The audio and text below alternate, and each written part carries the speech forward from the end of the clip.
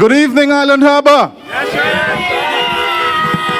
Good evening to the folks of Road North constituency, Sandy Ground, my home village, North Hill, South Hill, Water Swamp, Alta.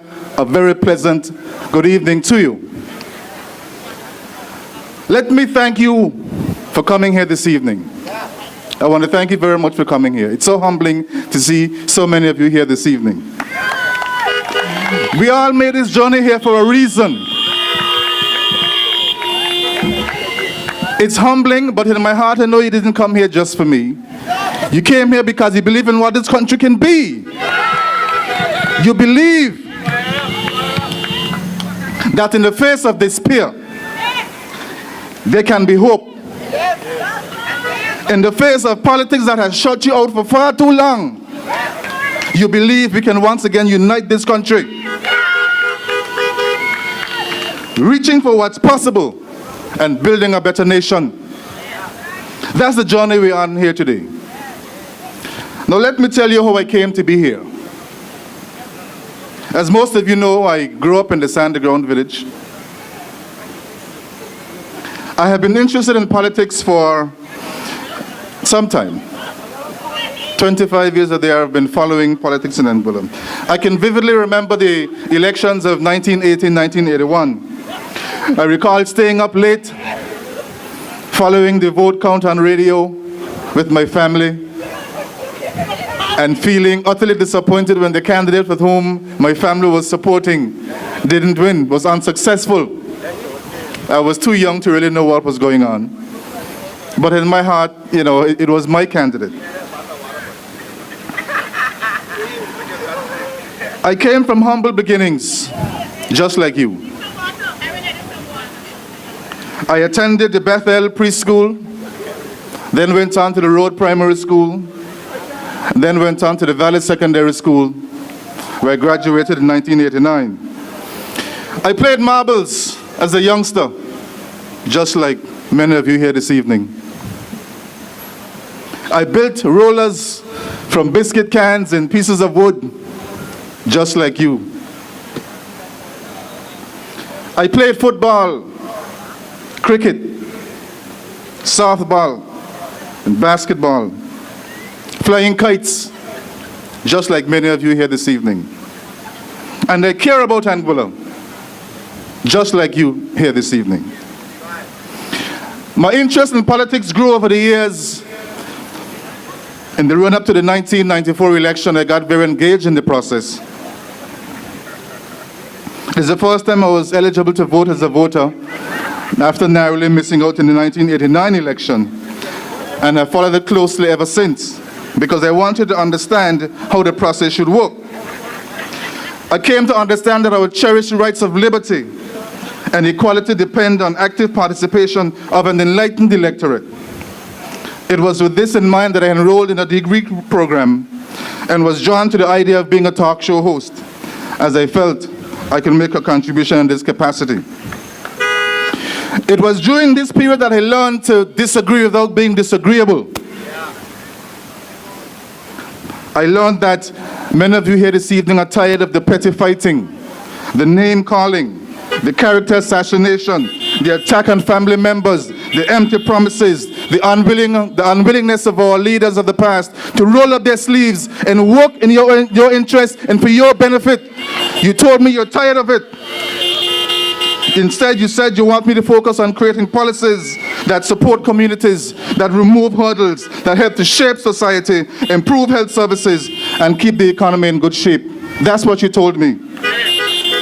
So I call on civic society to step up to the plate, because I firmly believe that action to achieve communities is usually the most effective when it's led by people it concerns most. Government also has a role to play by funding community integration. These are the principles that will guide my decision making as your representative. The time has come for putting people at the center of our decision-making process. Not just the so-called elite, our friends and family. We've had enough of that in the past. My vision for Anguilla includes every Anguillan. Whether you're young, you're old, whether you're rich, you're poor, whether you're a man or a woman, whether you're a boy or a girl, it doesn't matter. My vision for Anguilla includes you. Leaders must take charge in reuniting this country. I say here tonight, it begins with me. I say again, reuniting this country begins with me, and it begins with every single candidate you see listed here behind me here this evening. It begins with us, because this Anguilla United Movement Party will reunite this country. We are tired of the division, the petty fighting, and the name calling. We need to raise the standard of politics in Anguilla. For far too long, we have been seeing politics of division. I'm here tonight, folks, to say it begins with me. We must work for the whole, not just for the part. We must work for the entire country and not just a select few. Not just a select few. Every single Anguillan deserves a piece of this rock. Doesn't matter what you look like, where you come from, who you are, your political persuasion. If you're from Anguilla and you're willing to work hard, you deserve to own a piece of this rock. And it is important that we focus on the people of Anguilla and make sure that when they work hard, they can benefit, they can earn a living in Anguilla, they can live in Anguilla. That's the Anguillan ideal. That is the Anguillan dream. That is the foundation we need to succeed. Good health care should not be out of the reach of ordinary Anguillians. Anguillians expect health.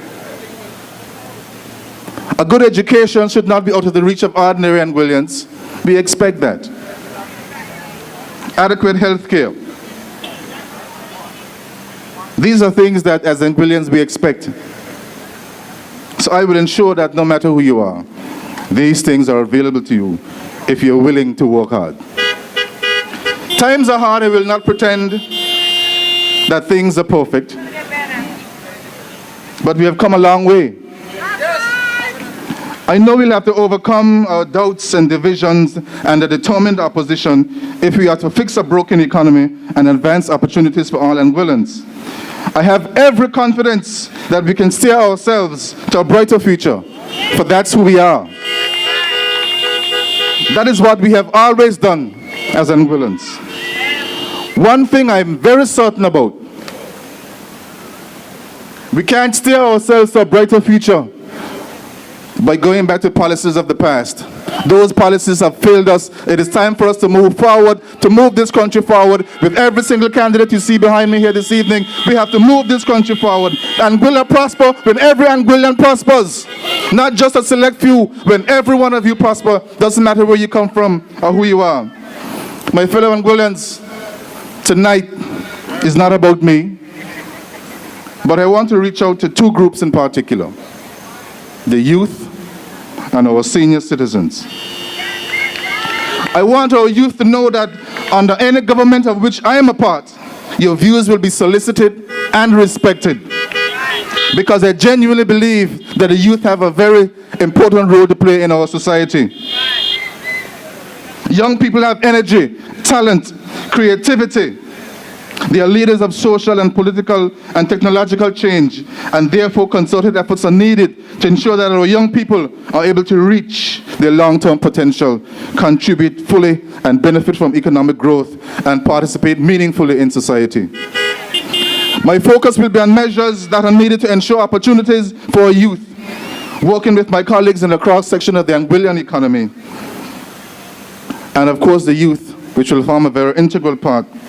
We will develop strategies and policies aimed at increasing access to high-quality education, sporting opportunities, skills training, facilitating effective transitions from education to work, harnessing innovation, and creating employment and entrepreneurial opportunities for youth, all of which must be linked to the employment environment and business needs of the 21st Anguillan economy. To our senior citizens, we have more to do to ensure that we treat our citizens with dignity and respect. Our senior citizens have sacrificed a lot to get us where we are today. And we have to show them gratitude by ensuring they can live out their golden years with a sense of dignity and pride. My fellow Anguillians, our senior citizens should not have to make choices between putting food on the table and life-saving medication. They should not have to do that. They've earned the right to get life-saving medication. They paved the way for us. We can't be ungrateful. We have got to give it back to our senior citizens because they've earned it. They paved the way for us. We couldn't be where we are today had it not been for them. So we have got to show them that we care about them. We must act to enable policies that ensure that our elder seniors, our citizens, senior citizens, are looked after properly in senior care homes. I hear a lot of stories about some of our senior care homes and some of the lack of legislation and regulation. We will address that. We will ensure that our senior citizens can live out their years with a sense of pride and dignity. We've got to focus on them. They are the foundation. President Obama once said, and I quote, "In the face of impossible odds, a people who love their country can change it." And I sincerely believe it. If you love your country, you'll work hard to change it. All of us know the challenges. We've heard them over and over and over. We've heard them. Schools with too many children aren't learning. Families struggling paycheck to paycheck, working as hard as they can. Our youth at serious risk. We know the challenges. We've heard them. My fellow Anguillans, what has stopped us from addressing these challenges is not the lack of sensible plans and policies. What has stopped us is the smallness of our politics. The smallness of our politics has stopped us from achieving these goals. The ease with which we are distracted by the petty and the trivial. Instead of rolling up our sleeves and working for the benefit of this country, we prefer to score cheap political points rather than tackling the big issues. We've got to tackle the big issues, Anguilla, and roll up our sleeve. And we have to understand that we've got to focus on our people. And all of this is happening while our people look away in disillusionment and frustration. Our great revolutionary leader, the James Ronald Webster, said to us in a prepared address in celebration of his birthday about 2 years ago, March 2nd, 2012. He stated, and I quote, "It is the continuing spirit of the revolution that has driven us here today and will continue to lead us in the future. All it demands from us is sacrifice, hard work, and an unswerving commitment to what we believe in." Wise words from our great leader. He also stated, "I still look forward to the day when our young people can make a future of our island a bright one. My hope is built on them, their ability to prepare themselves for leadership, to run the affairs of Anguilla." That is our leader, James Ronald Webster. Much like my predecessors before me, today we are called once more. And it is time for our generation to answer that call. My fellow Anguillians, today, I am answering that call. Today, Anguilla, I am answering that call of our revolutionary leader. It's time for our generation to step up. Fellow Anguillians, one of the most important things I will do as your representative is to restore our fundamental Anguillian values. And that is, if you work hard, you can make it. We have battled back from adversity time and time again by recognizing that common stake that we have in each other's success. You know, last week, my fellow Anguillians, I listened with intrigue to the leader of the AUF as he boasted about unprecedented levels of growth during their term in office. But that was only half of the story. What he didn't tell you is that they also presided of unprecedented levels of decline as well. But he declined to tell you that. He didn't tell you that.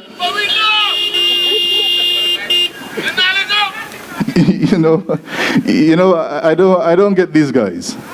They claim responsibility for growth when the world economy is good. but when the world economy is bad, they blame it on something else or someone else. How can you take responsibility for growth when the economy is good, but when the world economy is bad, you blame it on somebody else? You can't have your cake and eat it too, my friends. If you're taking responsibility for growth in Anguilla when the world economy is good, you must also take responsibility for the decline when the economy is bad. The AUF claimed that we promised to turn the country around, but instead we turned it upside down. No, let's look at that for a moment. When this administration came into office in 2010, the fiscal situation was described as abysmal. It was extremely bad. No money in the treasury, spending out of control, the economy declining at negative 16%, reserves decimated, overdraft maxed out, hundreds of jobs being lost, flags closed, Viceroy in trouble, Marijuana in trouble, and so was Cap Jaluka. And to top it all off, the AUF refused. They bluntly refused to present a budget to you in 2010 because they didn't want to tell you that they wanted to increase taxes. They had to increase taxes, so they refused to pass a budget. They wanted to fool you by passing it after they won the elections, and when they could do whatever they want then they got the gall to talk about who fooling who. Who's fooling who? Who is fooling who? They tried to fool you. The former administration, AUF, was borrowing like it was going out of style. Like borrowing had no style no more. Every year, adding to the deficit, adding to the debt, national debt, going up. Those are one of the things that I also neglected to tell you. That debt was increasing like it was going out of style.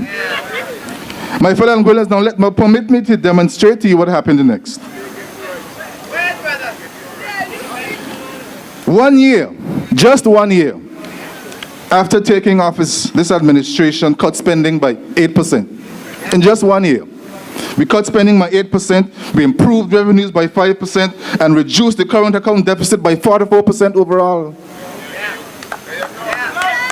And the overall balance by 101%. In just 1 year. Since taking office, this administration has further improved the fiscal position by increasing revenues by 17% and reducing expenditure overall by 13%. But they won't tell you these things. They won't tell you these things. We now have reserves at $29 million after meeting $0. After meeting $0, we now have reserves of $29 million. We have resolved flag cinemas. Project is now called The Reef, up and running. We revived Marijuana. We have a number of other hotel projects ongoing. My colleagues will tell you about those projects.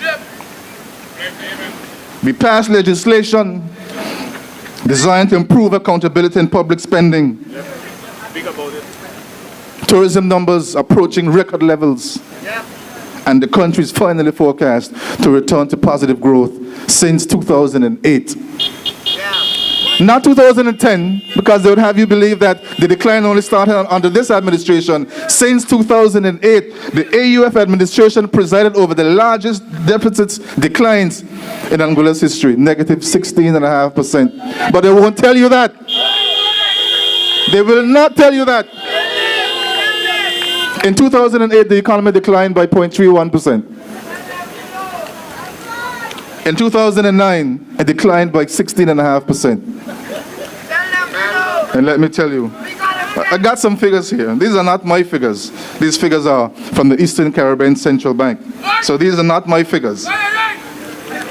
Let me tell you, when the economy was going in a tailspin and starting in 2008, The current revenues in 2008 was $204 million. Very good. But in 2009, it fell to 148 million. 148 million it fell by. That was a 27% drop in revenues during that year. But one would think when you see revenues falling by 27%, that you'd also address expenditure. Well, let me tell you what happened to expenditure during that same time. Expenditure fell from 206 million by 2%. Whilst revenues declining by 27%, expenditure only declined by 2%. So $148 million in revenues, but $202 million in expenditures. And these guys claim they're responsible and they got experience. So one would expect when you see things are not doing so well, you cut back. But what did we do when we came in office? Immediately, cut it by 8%. In 1 year, we cut it by 8% because we realized that we could no longer carry that heavy burden. We could no longer carry the heavy burden. I did some analysis on increasing personal emoluments. That is how much we decided to give, civil servants increases in pay. 2006, we increased personal emoluments by 20%. 2007, by 39%. 2008, when things were heading down, by 22%. And even in 2009, when we thought they would have gotten it by then, personal emoluments still went up by 8%. These guys claim they're responsible and they have experience.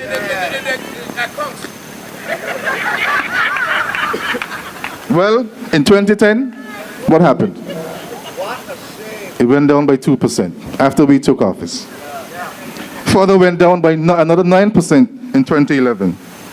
And it stabilized from there on in. It shows that this government has done a lot to stabilize this country. And for those of you who would say that nothing has been done, let me tell you again, current revenues have increased under this administration by 17%. 17% increase in current revenues. And they claim that, this administration isn't doing anything. Taxes on domestic goods and services, which includes accommodation tax, licenses and stamp duties, up by 17% under this administration since we took office. Taxes on international trade and transactions, which includes customs duties and the like, up by 20% since this administration took office. You'll hear them say we haven't done anything, but these are the numbers. Numbers don't lie. These are the numbers.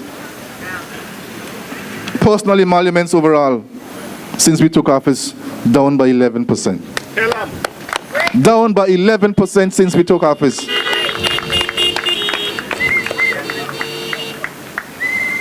Our current account balance, that is when you take current expenditure, current revenues, and you subtract current expenditure. Since this administration took office, has improved by 96%. Improved by 96%. Because in 2009, when this previous administration was in office, current account deficit $54 million. Current account deficit.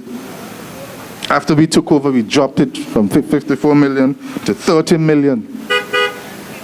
2011 was a good year for us. We had a surplus of some 31 million.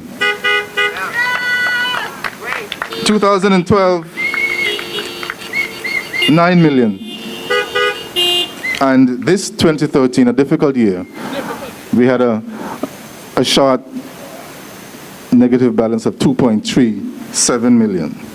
But compare that to the 54 million in 2009. We're doing well. We're doing well, Anguilla. And I will be forced to admit that there's more to do, there's more work we need to do. But we're on the move. We have started the hard work. And people of Anguilla, we're asking you to give us, Anguilla United Movement, a chance to continue this work, to build on this work, to ensure that in another 5 years, we will have this country back. Every single Anguillan who's looking for a job should be able to find employment, because we'll focus on Anguilla first, Anguillians first. Every single Anguillan must be able to survive in this country. Doesn't matter who you are or where you come from. You have to be able to survive. So for those families who are unfortunate and who didn't come up from fortunate backgrounds, you should be able to build a home in Anguilla. You should be able to own a home in Anguilla. I heard last evening about a young lady who was working and all of her money goes into paying rent. She has a young child. All the money she makes goes into paying rent. We have got to focus on these Anguillans. And if those Anguillans who work so hard, go to work every day and earn a living, they should be able to own a home after working hard and paying all your money into rent.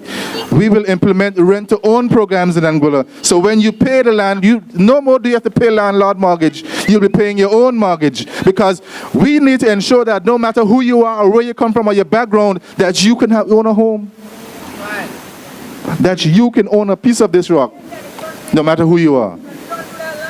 We need to ensure that every single Anguillan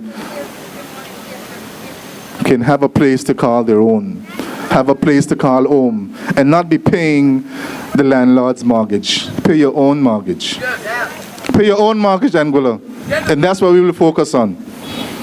Some of these things won't happen in the next 5 years, I'll be the first to admit.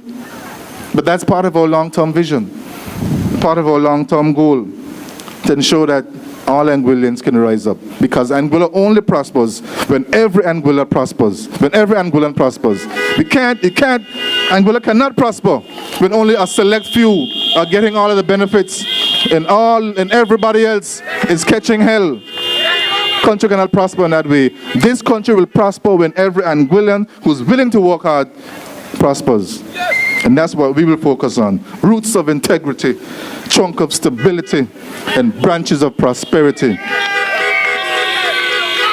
So you tell me, Anguilla, who really had this country turned upside down? Who really had this country turned upside down? Who is it was trying to fool you? Well, I am here to prevent that from happening. These guys had a good thing and they messed it up. They had this country when they were getting in revenues of $200+ million, and they messed it up. And now they want you to give it back to them to mess it up again? Tell them, no way, Jose. The experience that the AUF has is in mismanaging this economy, and we've had enough of that. We are moving forward. Forward ever, backward never. Forward ever. Nothing new, no new ideas, same old strategy, same old failed policies. Forward ever, backward never. To my people in Road North, when Mr. Ray comes to your home, tell him, no way, Jose. Tell him your party messed up this country and we can't afford to go back now. When my good friend Mr. Beard comes to your house,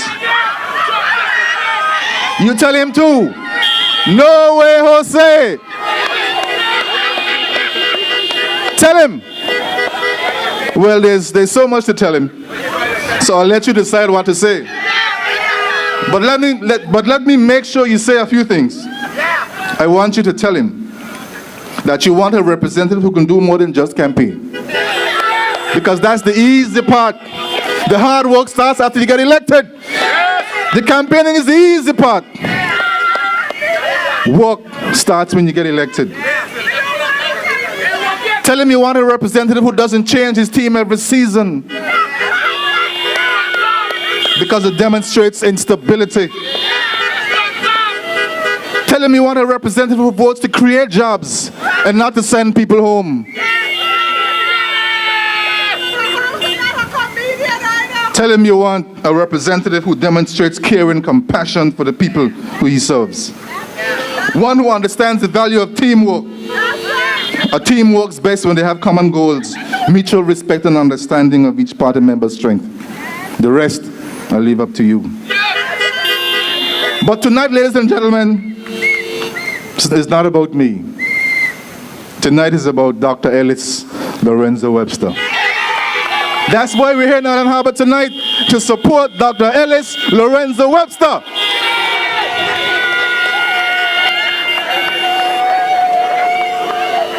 Yes, sir. Support Dr. Webster. Dr. Lorenzo Webster has also answered the call. He coined a phrase when I heard him first make his statement on radio. I have come back to give back. I have come back to give back. Not because he found it difficult in the USA, but because the Anguillan in him said, we can do better than this. We can achieve great things if only we had a government that put country above self, that focused on doing the greatest good for the greatest amount of people. Dr. Webster believes in this principle. That is why he found himself having no other choice than to join the Anguilla United Movement. A party with which he shares common values. A party with which he shares common values. He will make an excellent representative, and I give him my full support. I'm appealing to the residents of Island Harbor, District 1 specifically. I see you here in the front. Love the shirts. To give Dr. Webster your support as well. I can assure you it is a decision that you will be proud of. A politician comes to work for the good of his constituents and not to work against them. He is the beck and call of the people and ready to listen to everybody. Not just those who he thinks support him, but everybody. Power is only a product of collective action. Fellow Anguillians, vote for a person you believe would be most suited to champion your issues. Dr. Ellis Lorenzo Webster. Elections is not a popularity contest or to show who is the more popular among Anguillians. It is a very serious exercise that requires compassion and dedication from candidates. To the people of Island Harbor,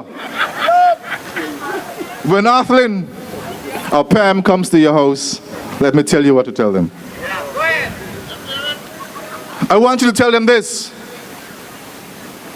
A reliable politician should be very loyal and committed to his or her party, which shares his vision and goals. So that done rule out Pam already.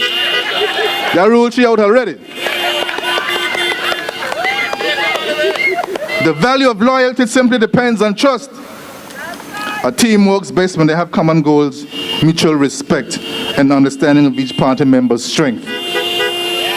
Well, I think that rule out Arthlin too, because I hear so much about, this district. It's a very interesting district. A suffering district. I heard there are 2 candidates under the AUF banner in this constituency. So our people are confused. So let me read this again. A team works best when they have common goals, mutual respect, and understanding of each party member's strength. Mutual respect. So if the AUF respects their candidate, Arthlin Vanderpool, then why are we hearing this talk about if I win, I can join with the party, so I am supporting Pam, I'm not supporting Pam, I'm supporting Arthlin. Come on. That's how progress. Well, you said it, not me. Take what I've said very seriously, because if applied in its strictest sense, you will find that you have no choice but to support Dr. Ellis Lorenzo Webster. I thank you very much, Anguilla. Thank you very much, people of Road North.